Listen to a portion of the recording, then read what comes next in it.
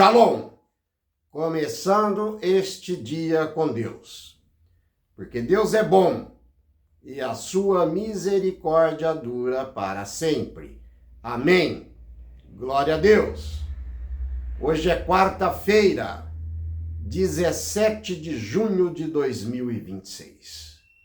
Que o Senhor nosso Deus derrame as bênçãos dos céus sobre a vida de vocês e sobre a minha vida também. Paz e graça do Senhor e Salvador Jesus Cristo ao coração de todos vocês que estão me assistindo. Que nós possamos dizer assim como Davi disse: cria em mim, ó Deus, um coração puro e renova dentro de mim um espírito inabalável. Amém? Vamos para a Bíblia então?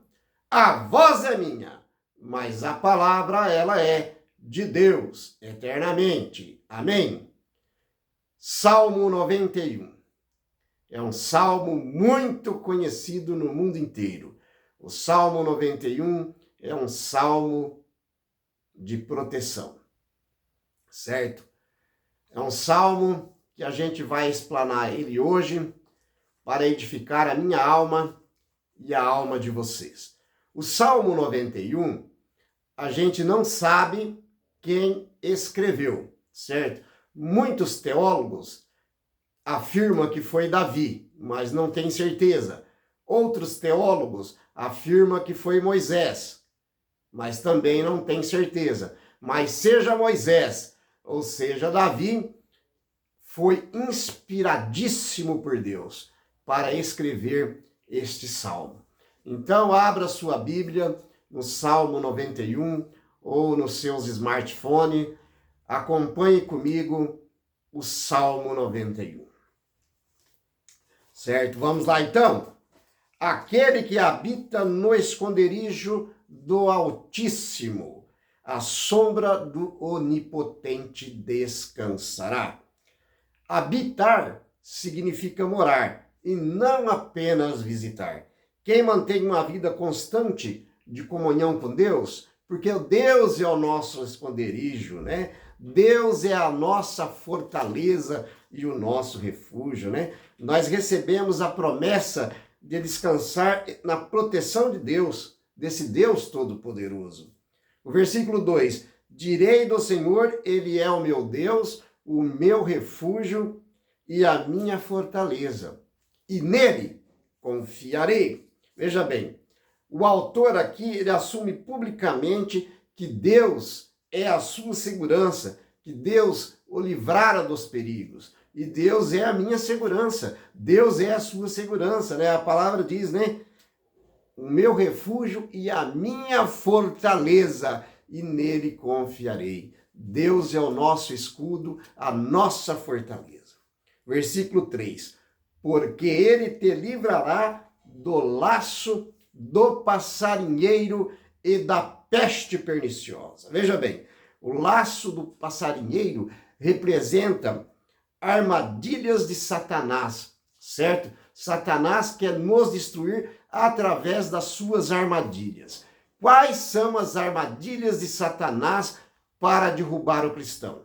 São as ilusões que ele coloca na mente de todos nós, certo?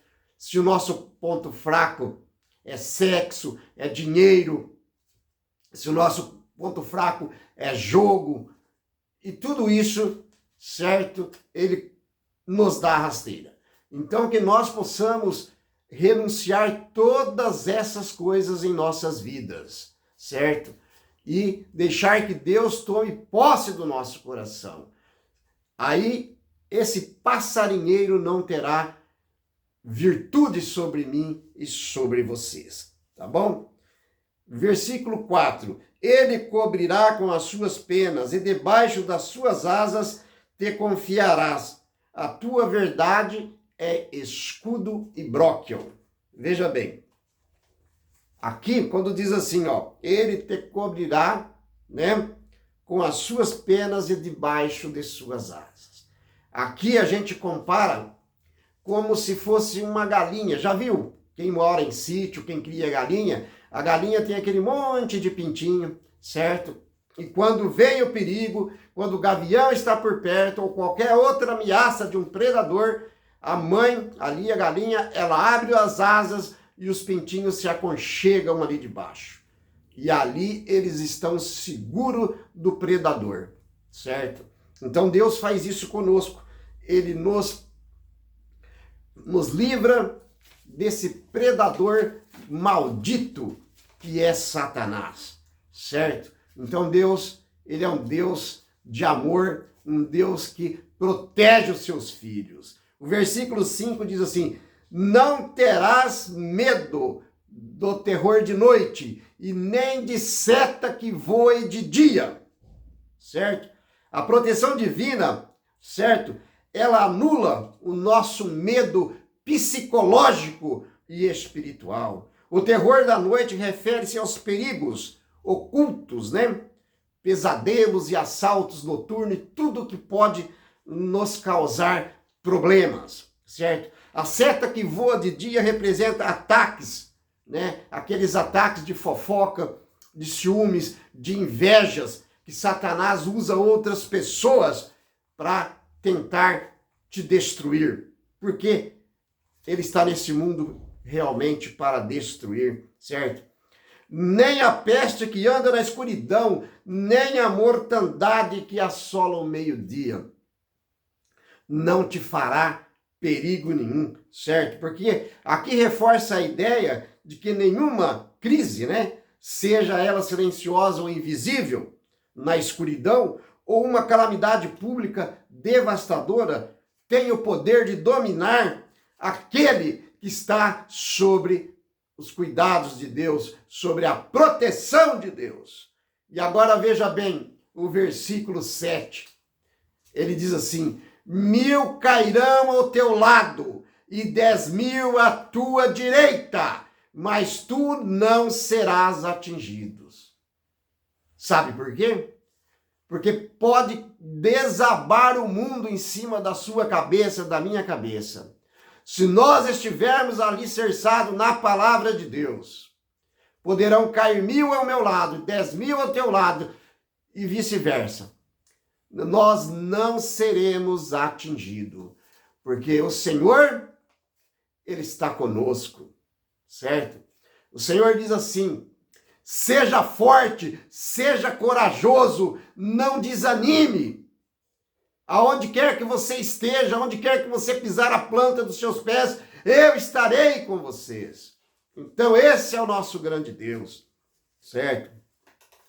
O versículo 8: somente com teus olhos olharás e contemplarás o castigo dos ímpios, certo? O crente, ele não sofrerá dano, apenas testemunhará o cumprimento de justiça de Deus, as consequências dos ímpios, certo? Né? Essas pessoas que não aceitaram Cristo Jesus e vivem como ímpio, ainda têm a chance de se converter, de entregar a sua vida, a sua alma a esse grande Deus. Porque senão vocês serão destruídos juntamente com Satanás, certo? O versículo 9 diz assim: porque tu, Senhor, és o meu refúgio, no Altíssimo fizeste a minha habitação, certo? Aqui o salmista reforça a condição para todas as promessas anteriores, né? Escolher Deus como Altíssimo, né? Como o nosso lar espiritual, certo? Esse é o ponto de retorno e a base de uma vida diária em Cristo Jesus, certo? E o versículo 10 diz assim: nem o mal te sucederá, nem praga alguma chegará à sua tenda, certo? A tenda aqui representa a nossa casa, a nossa família, certo? Deus promete colocar uma barreira protetora para nos proteger, para que as tragédias espirituais, físicas, não destrua o nosso lar físico, e o nosso lar, que é o nosso corpo também, que é o templo do Espírito Santo, certo? Naqueles que confiam em Deus, né? Então, nenhum mal te sucederá, nenhuma praga chegará à tua tenda. Sabe por quê? Porque o Senhor teu Deus, ele acampará o seu Espírito Santo e os seus poderosos anjos ao redor de seu lar. E nenhuma força do mal há de entrar no seu lar. Amém? Porque esse Deus, ele é magnífico. Versículo 11. Já ouviu falar que cada um de nós temos um anjo da guarda? É isso mesmo. Cada um de nós temos um anjo da guarda. E o versículo 11 diz assim: porque aos seus anjos dará ordem ao meu respeito, ao teu respeito, para que nos guardem todos os nossos caminhos. Então veja bem, aonde quer que possamos pisar a planta dos nossos pés, o Senhor enviará o nosso anjo da guarda, certo? Para acampar ao nosso lado e que nenhum mal nos suceda. Vou ler de novo. Porque aos seus anjos dará ordem ao teu respeito, meu irmão que está me assistindo, minha irmã que está me assistindo, e ao meu respeito também, para que te guardem todos os teus caminhos, certo? Deus designa uma escolta celestial, certo? Para nos guardar. Esse Deus é maravilhoso, né, meus irmãos? Os anjos, eles recebem ordem específica de Deus para nos proteger em qualquer situação de adversidade que possa acontecer na minha vida e na vida de vocês. Amém? Certo? E o versículo 12 diz assim: e eles te sustentarão nas suas mãos para que não tropece em alguma pedra. Aqui ainda falando dos anjos, né? Os anjos segurarão nas minhas mãos e nas suas mãos para que nós não tropecemos em alguma pedra, certo? Veja bem, os anjos agem de forma prática para evitar grandes tombos. Eu não estou falando de tombos, pode ser o tombo físico e também o tombo espiritual, certo? A nossa caminhada, ela está nas mãos de Deus, certo? E nós não vamos sempre encontrar caminhos, né, que nem as pessoas falam, um mar de rosa. Não. Nós vamos encontrar nos nossos caminhos rosas, nós vamos encontrar nos nossos caminhos espinhos e muitos tropeços, certo? Mas Deus está segurando na minha mão e na mão de vocês. E os nossos anjos da guarda também. Amém? Versículo 13. Pisará o leão e a áspide. Calcarás, certo, aos pés o filho do leão e a serpente. Para quem não sabe, áspide também é uma serpente. Veja bem, meus irmãos. O livro de Lucas, capítulo 10, versículo 19, certo? Porque aqui o versículo 13 é assim: pisará você, né, no leão, numa serpente, e nada de mal te acontecerá, certo? E o Lucas, capítulo 10, versículo 19, é Deus que diz: eis aí vos dei autoridade para pisardes em serpentes e escorpião, e sobre todo o poder do inimigo, e nada absolutamente, certo, vos causará danos. Olha que Deus maravilhoso, que Deus magnífico, né? Versículo 14. Porquanto tão encarecidamente me amou, também eu o livrarei, pô-lo-ei em alto retiro, porque conheceu o meu nome. Então, veja bem, Deus dizendo para mim e Deus dizendo para vocês, ó, porquanto tão encarecidamente vocês me amaram, certo? Também eu os livrarei e pô-lo-ei, certo? Em retiro alto, porque vocês conheceram e conhecem o meu nome. E esse nome tem poder. Esse nome chama-se Jesus Cristo. Amém? Que Deus maravilhoso, né? Agora nós vamos para o versículo 15, já estamos finalizando, meus irmãos. O versículo 15 diz assim: ele me invocará e eu lhe responderei. Estarei com ele na angústia, dela o retirarei e o glorificarei. Veja bem, aqui diz assim: ele me invocará e eu lhe responderei. Então aqui, quando a gente invoca Deus e ele nos responde, é através das nossas orações, certo? É através das nossas orações que nós vamos suplicar, que nós vamos, suplicar o nome de Deus. E ele diz assim: e eu responderei, estarei com ele, comigo, com você, na angústia, e dela o retirarei. E além de retirá-lo, eu te glorificarei, filho. Eu te glorificarei, filha. Certo? Deus garante que atende o meu clamor e o clamor de vocês. Veja bem, Deus, ele nunca prometeu uma vida sem lutas. Porque sem lutas não há vitória. Mas garante que está junto conosco em todos os momentos da angústia do nosso coração. Então veja bem, Deus nunca prometeu para mim e para vocês uma vida sem lutas, mas ele garante que estará junto comigo e com você nos momentos de angústia dos nossos corações, trazendo livramento, nos honrando e nos aprovando. Certo?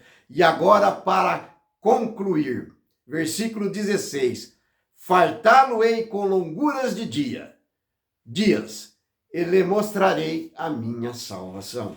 Então Deus encerra o salmo prometendo uma vida plena e satisfatória, certo? E duradoura, né? Longuras de dias nesta terra, coroada com a maior promessa de todas, a salvação, a vida eterna. É isso que Deus tem preparado para mim e para você. E a palavra de Deus diz que olho nenhum nunca viu, ouvido nenhum nunca ouviu, mente nenhuma nunca imaginou aquilo que o Senhor nosso Deus tem preparado para mim e para você. A palavra fala que Deus tem preparado para todos aqueles que o amam, certo? Então que Deus derrame as bênçãos do céu sobre a vida de vocês. E eu faço um apelo aqui. Meu irmão em Cristo Jesus, minha irmã em Cristo Jesus, vocês que ainda não aceitaram a palavra de Deus como alicerce de suas vidas, o momento é agora, certo? Não importa que vida que você está vivendo, se você está vivendo numa vida de adultério, numa vida de vícios, uma vida de jogatina, não importa o que você está fazendo, aonde você está, certo?